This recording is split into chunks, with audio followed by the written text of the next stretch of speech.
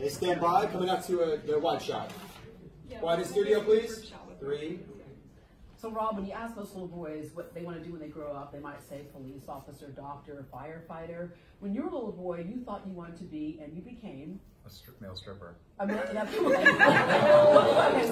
was going on that you just thought, yes, when I grow up, I bet when they went around class in kindergarten and said, and what about you, Rob? Yeah, well, it wasn't that young, but I remember I was about 14 years old, and I found a videotape that my mom and her friends had rented of some male strippers, and I popped it in the VCR, and I thought, wow, this is a thing. And I thought, and I was, hitting puberty around that time, and I was girl crazy, and I thought, what better job can there be than to have women stick money in your pants? So, you actually went to do that. I did. It was a dream of mine, and when I turned 19 years old, I started working for all the entertainment agencies in Baltimore, Maryland, where I'm from. Yeah, you were one of the highest sought after. In my town, I was the guy. I was in the phone book, and yeah, I did a lot of shows, and my life kind of was a party. It was fun, and I enjoyed being me at the time, actually. When we see it on the stage, it's one thing, and it's all, as women going on those bachelorette parties and stuff like that, it's all frivolity, the whole bit. There's a lot of other stuff that goes on behind the scenes. What was the moment for you when you said, okay, I can't do this anymore? Yeah. So when I was 27 years old, actually I had a radical encounter with Jesus Christ, and didn't really think about him,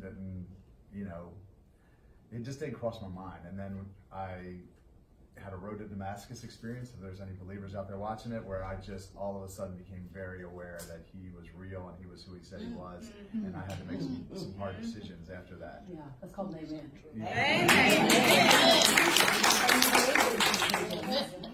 And so what's come of all of this is that you want other people to understand that there is a way out, if you will, and there's a better way. CityFam, you created CityFam. What is CityFam? So when I did this radical 180, I basically had a very active social life, and I had to drop all my friends and everything that all my sources of fun. You had to drop all your friends and stop dropping your pants. That's pretty much right. So I went, I started going to church on Sunday, and life got just really boring. I didn't relate to church people that well because I was kind of a party boy. I knew that, I liked them. I thought they were nice, but outside of Sundays, I wasn't going to hang out with them. Yeah. And they weren't really doing a whole lot of anything fun, honestly, either. So I just found myself sitting at home alone a lot by myself every weekend, just kind of, not knowing what to do or who to do it with. And I thought, well, if I can stay out of trouble long enough, God will send me a wife, and then these feelings of loneliness will go away. And I was actually abstinent for 6 years straight. Okay, and there's a great point there, because sex will artificially advance a relationship. 100%. And then all of a sudden you find yourself in trouble and not even liking the person, or something happening, or craziness, you don't even know each other. Yeah. Like, they're stuck in something. So you promote that idea as well. Say to people, look, just chill for a minute, get to know each other. Pump the brakes. I mean, you're right. When you're having sex in a relationship, it just clouds your judgment. You don't see the red flags.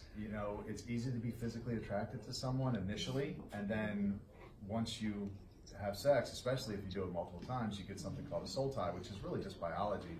And there's a hormone release called oxytocin, and you just get stuck to somebody that you really don't have a deep connection with. And then if you end up marrying that wrong person, which happens a lot, now the sex stops after you get married. Yeah. We've all heard that 100 times. Well, I want to say, no crap, Sherlock, you married the wrong person because you had sex first. Yeah. You put you put the icing on the cake before you stuck it in the oven, and now you're wondering why marriage didn't work. Yeah. It's like there's a right order to do this, and it's practical. It's very hard. Let's be honest. It is hard to wait, but especially in the culture that we live in. But it's 100% the right strategy for long-term happiness. Yeah. All right.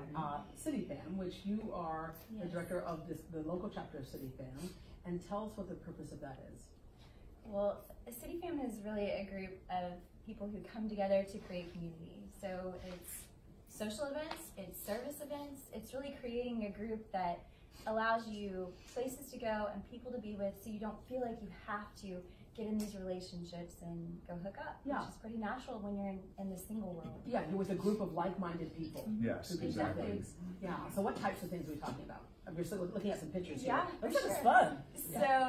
So we do some service events right here in the community.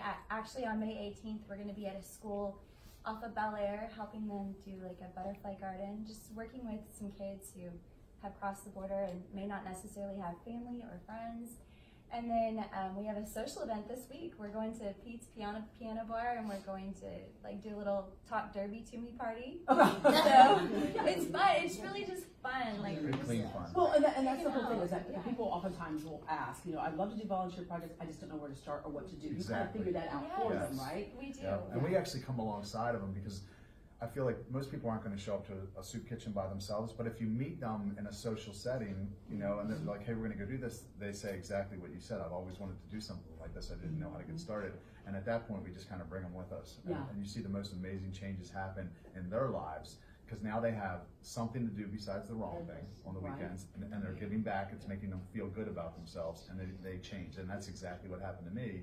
I just did it through the church. So I often have to say, City Fam isn't the abstinent group, so I don't want anybody to out there to think you have to be waiting in order to join the group. You don't. It's just, that's my personal But belief. what you have, again, as I said, like-minded people, and then when you were with groups like that, they hold each other accountable. Even if you think psychologically they're holding you accountable. Yeah, no, 100%. All right. Thank you all so much. Thanks for having us. And Rob's book is available online. For more information on it and how you can get involved with City Fam, log on to our site, breakdayhouston.com.